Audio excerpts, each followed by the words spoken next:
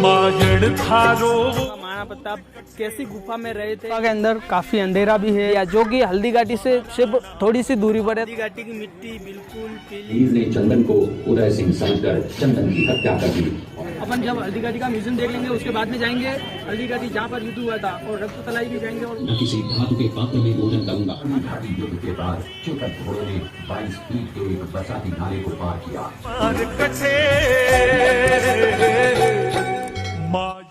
Hello दोस्तों, स्वागत है आप सभी का एक बार फिर से हमारे नए व्लॉग में। और आज हम जा रहे हैं उदयपुर से हल्दी घाटी। तो यहाँ पर कैसे अपन पहुँच सकते हैं सारी चीज़ें बताएंगे। और यहाँ पर सीताफल तोड़ने लग गए, तो इनको पूछते हैं क्या कर रहे हैं ये उधर। क्या कर रहे हो छोरे?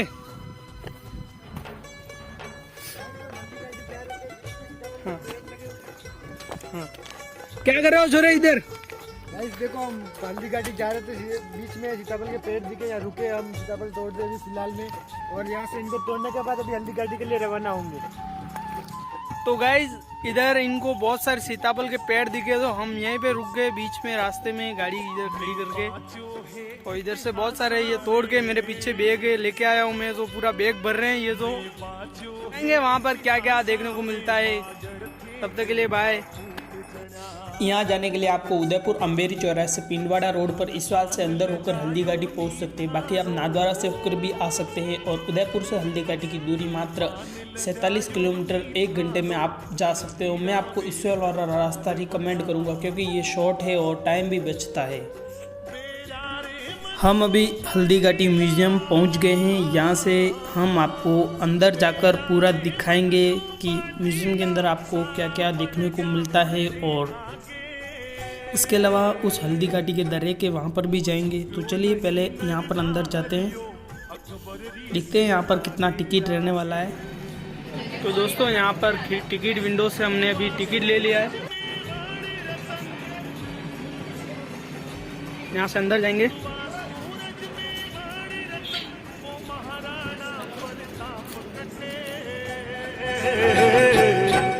मायड़ थारो वो पूत कठे एक लिंग दीवाने। आज तो दोस्तों काफी भीड़ दिख रही है अभी। प्रताप कठे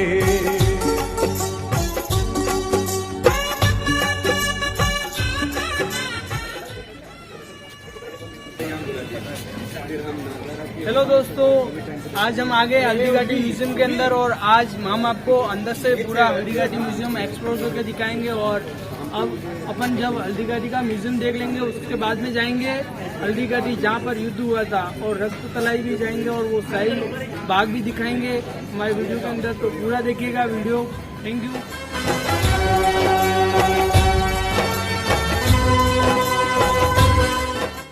यहाँ पर दोस्तों आपको महाराणा प्रताप, झालामान, राणा पूंजा, भामाशाह ऐसी बहुत सारी स्टैचू देखने को मिल जाएगी। और छत्रपति शिवाजी की स्टैचू भी देखने को मिल जाएगी।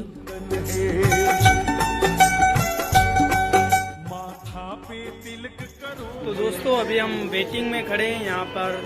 इसके आगे जो अपन म्यूजियम में एंट्री हो गए, और इसके बाद में यहाँ पर वेटिंग में खड़े हैं। यहाँ से जैसे ही अपन आगे जाएंगे तो हमको बहुत सारी स्टैचू वगैरह दिखाएंगे, और उनकी जो हिस्ट्री है वैसे तो यहाँ पे लिखी हुई है, लेकिन और भी दिखाएंगे। तो चलिए तब तक वेटिंग में खड़े। म्यूजियम के संस्थापक श्रीमान मोहन जी शिवानी है। उन्होंने वरिष्ठ अध्यापक की नौकरी से स्वेच्छा सेवानिवृत्ति लेकर अपनी पैतृक भूमि पर इस संग्रहालय का निर्माण करवाया। और मुख्य सहयोगी उनकी पत्नी श्रीमती विमला देवी शिवानी इनके साथ कंधे से कंधा मिलाकर चली। इस सपने को साकार करने के लिए उन्होंने अपना सब कुछ न्यौछावर कर दिया। 18 जून 1576 ईस्वी को हल्दी घाटी का घमासान युद्ध हुआ था।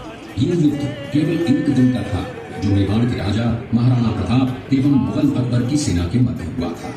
इस युद्ध में अकबर स्वयं नहीं आए थे। उन्होंने आमेर जयपुर के राजा मानसिंह को अपना सेनापति बनाकर भेजा था। हल्दी घाटी का युद्ध 5 किलोमीटर लंबे और 200 मीटर चौड़े क्षेत्र में हुआ। आप लोग सभी संग्रहालय में खड़े हैं। संग्रहालय से 200 मीटर की दूरी पर चेतक की समाधि है, जहाँ पर महाराणा प्रताप के स्वामी भक्त घोड़े चेतक को दफनाया गया था। यहाँ से 2 किलोमीटर की दूरी पर हल्दी घाटी दर्रा है। इस दर्रे की विशेषता है कि यहाँ की प्राकृतिक मिट्टी व पत्थरों का रंग हल्दी जैसे पीले रंग का है। इस दर्रे के चारों तरफ महाराणा प्रताप की भील आदिवासी सेना राणा पूंजा के नेतृत्व में तैनात थी। ये सेना तीर, भाले, पत्थर चलाने में कुशल थी। यहाँ से 1 किलोमीटर की दूरी पर शाही बाग है, जिसमें मुगल सेना का पड़ाव था।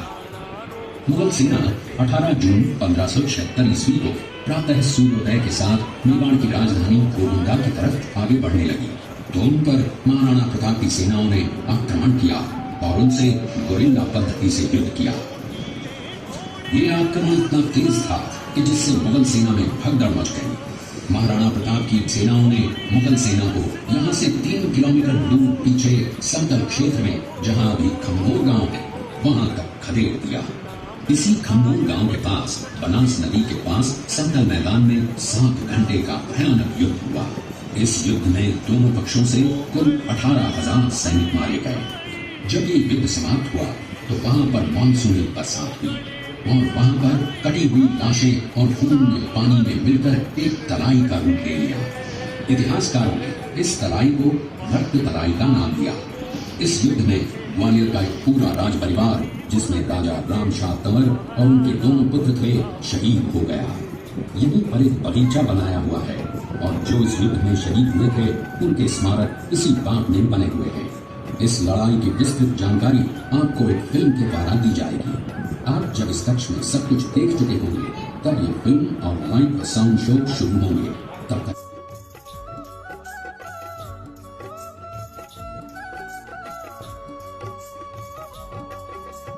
रिपोर्ट से विक्रम संवत 1597 में अर्थात 9 मई 1540 को बाल्यकाल चित्तौड़गढ़ में गुजरा।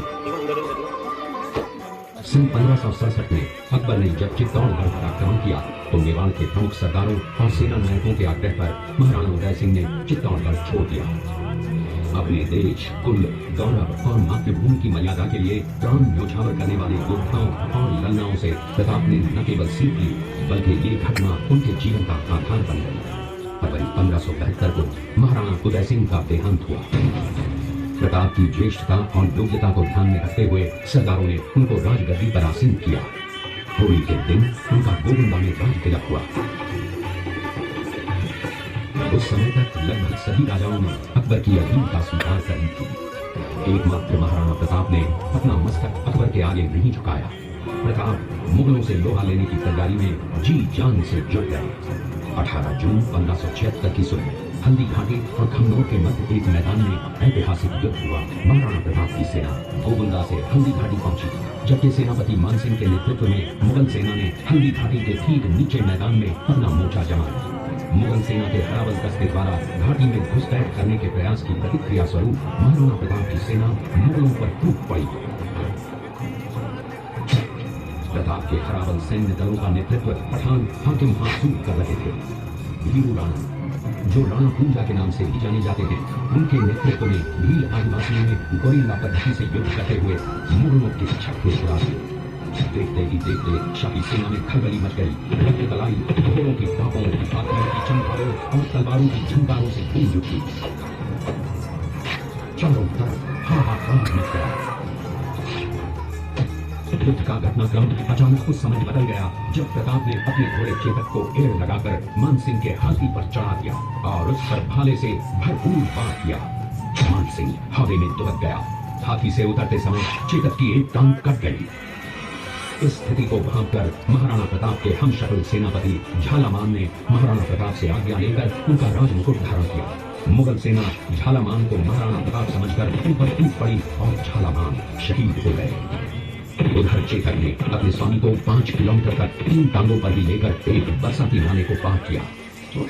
उसके पश्चात उसके प्राण पखेरु उड़ गए। इस युद्ध से महाराणा प्रताप के मन पर गहरा प्रभाव पड़ा। परिणाम स्वरूप उन्होंने मुगलों पर विजय प्राप्त करने तक राजसी ठाट बाट छोड़ने और पत्तों पर भोजन करने का प्रण लिया, जिसे उन्होंने जीवन भर निभाया। महाराणा प्रताप ने अपना सैन्य बल बढ़ाकर सर्वप्रथम अरावली पर्वत की घाटियों में बसे दिवेर पर चढ़ाई कर विजय प्राप्त की। इसके बाद कुंभलगढ़ पर भी विजय प्राप्त की। सिर्फ चित्तौड़गढ़ को छोड़कर सारे मेवाड़ को अपने अधीन कर लिया। कालांतर में महाराणा ने चावल में अपनी राजधानी स्थापित की। जनवरी 1597 को राणा प्रताप ने मात्र 57 वर्ष की आयु में इस संसार से प्रयाण किया।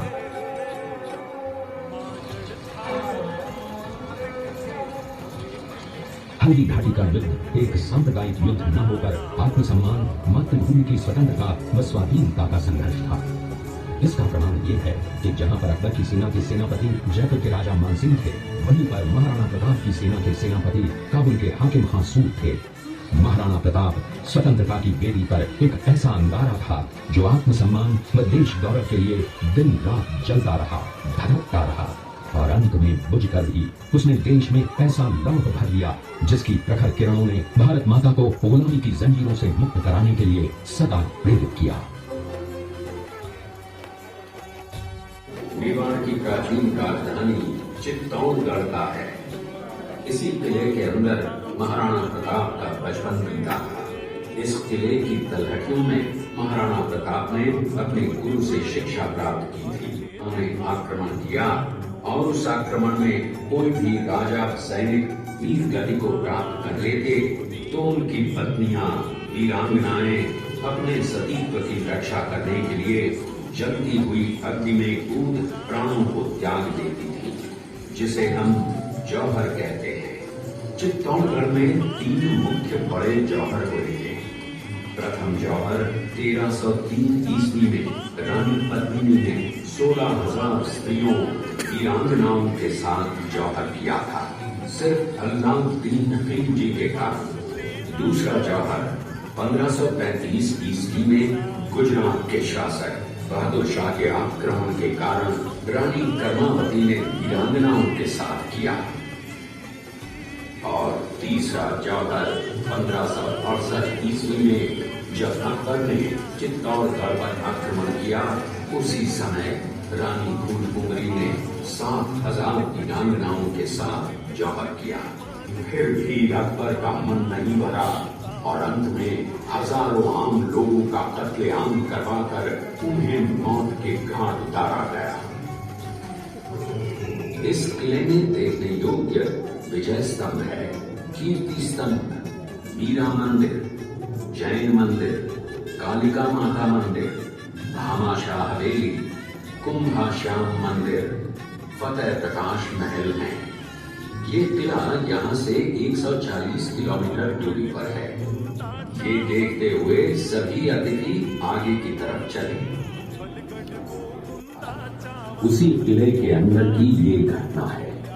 मेवाड़ की एक ऐसी मां थी जिसने अपने पुत्र का बलिदान देकर राजवंश की रक्षा की थी। उस मां का नाम पन्ना धाय था। पन्ना धाय जाति से गुर्जर थी। वो एक राजकुमार की धाई मां थी। दूसरी तरफ हाथ में तलवार लिए खड़ा ये बनवीर सिंह एक दासी पुत्र है। ये कुंवर उदय सिंह की हत्या करके मेवाड़ की राजगद्दी प्राप्त करना चाहता था। एक रात्रि बनवीर सिंह को मौका मिला। वो राजकुमार उदय सिंह के बड़े भाई विक्रमादित्य सिंह की हत्या करके राजमहल की तरफ आगे बढ़ा। इसकी सूचना पन्ना धाय को लग गई। कुछ समय तक पन्ना धाय चिंतित हुई। तभी पन्ना धाय ने अपने पुत्र चंदन को राजसी कपड़े पहनाकर पलंग पर सुला दिया और उदय सिंह को एक टोकरी के अंदर छिपाकर पत्तों से ढक के महल के बाहर निकालकर गुप्त रास्ते से कुंभलगढ़ भेज दिया। बनवीर सिंह जब तलवार लेकर राजकक्ष में आया तो उसने पन्ना धाय से कड़क आवाज में उदय सिंह के लिए पूछा तो पन्ना धाय ने चंदन की तरफ इशारा किया। बनवीर ने चंदन को उदय सिंह समझकर चंदन की हत्या कर दी और ये समझने लगा कि मैंने राजकुमार उदय सिंह को मार दिया। वही राजकुमार बड़े होकर राजा बने और अपने नाम का उदयपुर नगर बसाया जो यहाँ से 40 किलोमीटर दूर है। और उन्हीं के पुत्र महाराणा प्रताप हुए जिन्होंने हल्दी घाटी का युद्ध लड़ा और आज हम लोग उनका इतिहास यहाँ पर देख रहे हैं। ये देखते हुए सभी अतिथि ये घटना महाराणा प्रताप की वीरता को दर्शाती है। एक समय नरभक्षी बाघ का आतंक छाया हुआ था। महाराणा प्रताप ने उस बाघ का शिकार कर उस बाघ को मार डाला। ये घटना महाराणा प्रताप की वीरता की प्रतीक है। कृपया अब आप सब नीचे की तरफ देखें। इस दृश्य में देखिए महाराणा प्रताप अपनी प्रतिज्ञा का पालन करते हुए। महाराणा प्रताप ने प्रतिज्ञा की थी कि जब तक अपनी मातृभूमि को शत्रुओं से मुक्त नहीं करा लेगा तब तक न तो मैं महलों में रहूंगा, न किसी धातु के पात्र में भोजन करूंगा, न किसी गद्दी के बिछौने पर सोऊंगा। पत्ते ही भोजन के पात्र होंगे, जमीन ही बिछौना होगा। इस प्रतिज्ञा का पालन उन्होंने 21 वर्षों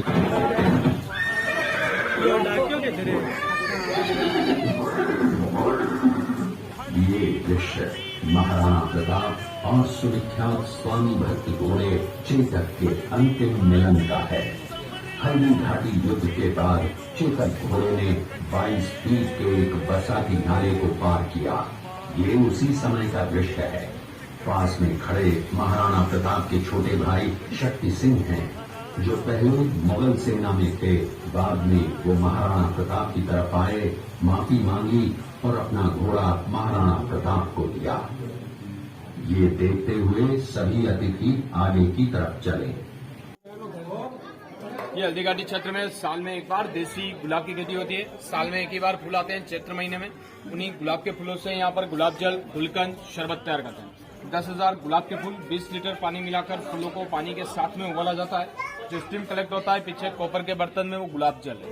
गुलाब जल आंखों में डालने, मिठाई, मेकअप, पूजा में गुलाब जल काम में लेते हैं। दूसरा, ताज़ा गुलाब की पत्तियों को खड़ी मिश्री के साथ मिक्स कर 1 महीने तक धूप में पकाते हैं।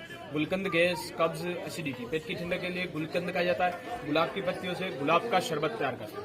इसके अलावा आंवला अचार, आंवला चटनी, शहद, एलोवेरा जूस। हल्दी घाटी क्षेत्र का फेमस है गुलाब जल, गुलकंद, शरबत। म्यूजियम का शॉप है, सैंपल टेस्ट फ्री है। सैंपल बताएंगे आपको। देखो आपसे भी आगे देखते रहो। गुलाब जल,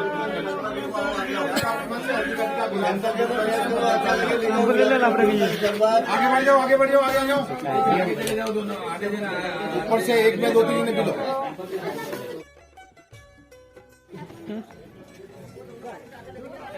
देवरा ये कोई जोड़ न करा लेना भी। दोस्तों यहाँ पे बताया गया है राहत, जिससे मतलब पुराने टाइम में यहाँ से कुएं से पानी निकालने का काम।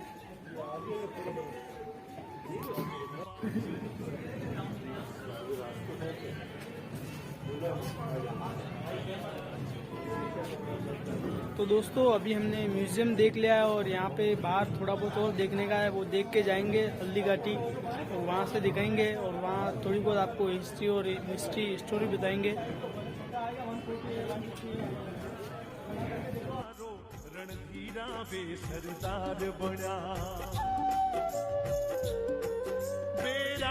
दोस्तों यहाँ पर मैं आपको एक और जबरदस्त चीज़ दिखाऊंगा। यहाँ पर देखिए पुराने टाइम में जो है ये बैल और बैलगाड़ियाँ कुछ इस तरीके से होती थी, यहाँ पे बताई हुई है। और उधर पीछे से बहुत सारे जानवर है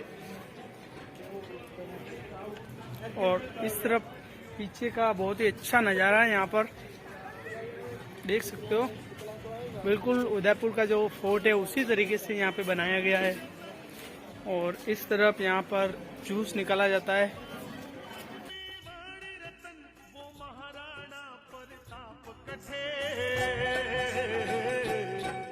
मायड़ थारो वो पूत कठे, वो एक लिंग दीवान कठे, वो महाराणा प्रताप कठे।